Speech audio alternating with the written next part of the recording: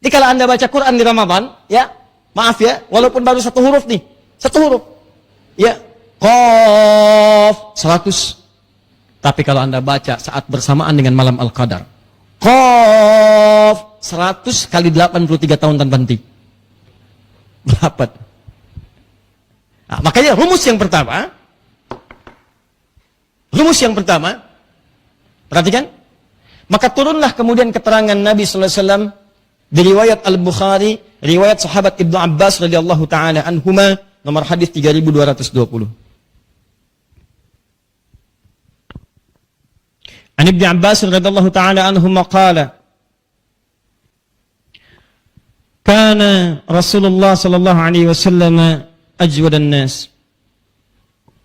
Wa kana ajwad ma yakunu fi Ramadan hina yalqahu Jibril alaihi salam fi kulli lailatin min Ramadan. Fayudarisuhul Quran. Allahu akbar. Adalah Nabi sallallahu alaihi wasallam orang yang paling lembut perangainya, paling halus budi pekertinya, paling baik orang, paling mulia sifatnya. Saya sudah sampaikan hadis ini pertemuan lalu. Dan kalau datang Ramadan, maka bertambah lagi kemuliaan beliau, kelembutan beliau, dan kebaikan-kebaikan beliau. Terkhusus ketika datang malaikat Jibril setiap malam kepada beliau, setiap malam datang. Apa yang dilakukan? Maka Nabi kemudian belajar Al-Quran. Mengecek, dibacakan. Maka para ulama sepakat, bulan Ramadan tidak bisa dipisahkan dari Al-Quran. Maka semua muslim yang akan memasuki Ramadan, mesti punya agenda berinteraksi dengan Al-Quran. Jadi agenda yang kedua dalam puasa itu, setelah nomor 1, yang paling penting adalah berinteraksi dengan Al-Quran. Ini poinnya. Maksudnya begini ya, lihat nih. Anda bayangkan, Al-Quran aja dipandang istimewa. Saking istimewanya Ramadan tidak akan lepas dari Quran. Malaikat semua takjub, penduduk langit bumi takjub, semuanya. Maka saking mulianya Ramadan itu diberkahi oleh Allah dengan turunnya Al-Quran. Kata para ulama, hadis ini menunjukkan semua muslim kalau sudah masuk Ramadan, nabinya saja punya agenda dengan Quran. Maka umatnya mesti lebih berhak memiliki agenda berinteraksi dengan Al-Quran. Nah, ini bagian terakhir pembahasan kita di malam ini. Sekarang fokus. Pas ini belum selesai. Cara berinteraksi dengan Al-Quran, kalau kita keluarkan dari ayat dan hadis, itu ada 3 cara. Cara pertama adalah apa yang disebut dengan qiraah. Qiraah. Memperbanyak bacaannya saja.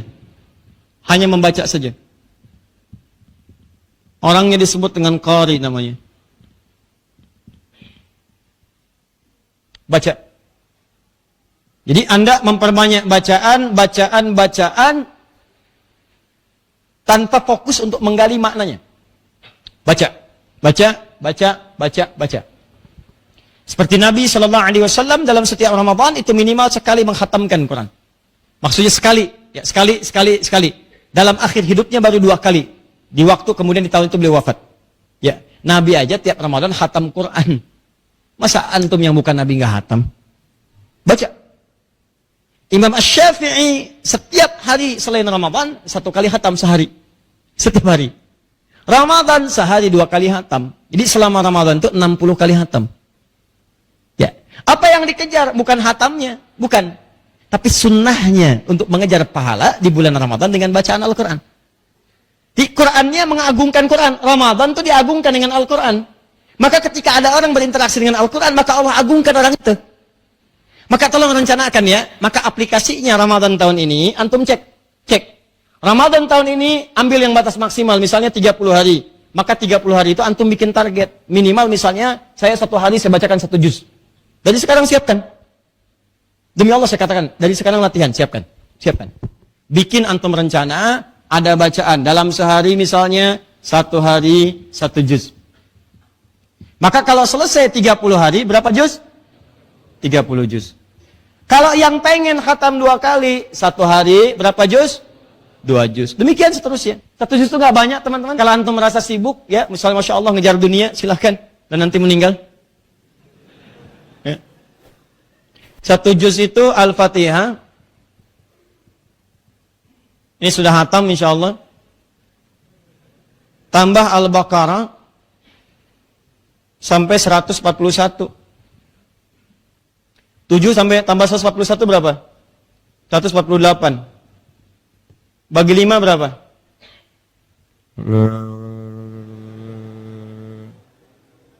Berapa? Berapa? Hah?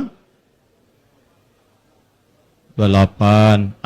Ambillah yang paling cepat ya, dengan mengabaikan Al-Fatihahnya karena sudah hafal, ambillah 28. Ya. Sekarang perhatikan baik-baik. 28. 28 bagi 2 berapa? Itu cepat banget. Las. 28. Nah, berapakah 28 dibagi berapakah menghasilkan 14?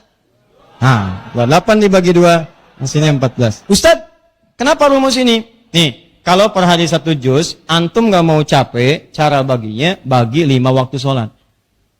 Itu caranya. Subuh, asar, zuhur, asar, maghrib, isya. Rumusnya 24, 4, 3, 4. Maka, subuh, 28 ayat. Zuhur, 28 ayat. Sampai dengan ke isya. Kalau nggak mau capek lagi, bagi 2 lagi. 14, 14. Sebelum subuh, setelah subuh. Bukankah kalau Ramadan antum bangunnya sebelum subuh? Nggak ada Ramadan orang bangun setelah subuh. Hampir nggak ada.